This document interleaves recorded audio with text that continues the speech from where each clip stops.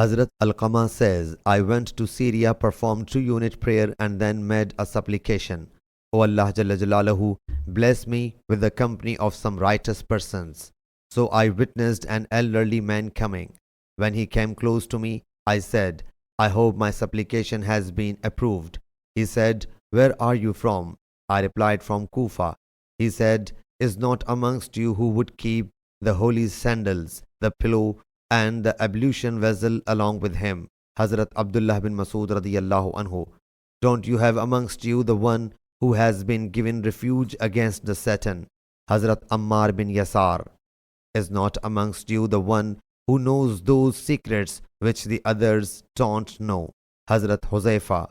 Okay, tell me how Ibn Abd, Hazrat Abdullah bin Masud radiyallahu anhu would recite the chapter Wal-Layl. So I started reciting Wal-Layli idha yaksha, Wan-Nahari idha tajalla, Wal-Dhakari wal-Untha. He then said, the Prophet ﷺ taught me this chapter likewise, but these people are adamant to deviate me from it. Sahih Bukhari Hadith number 3761.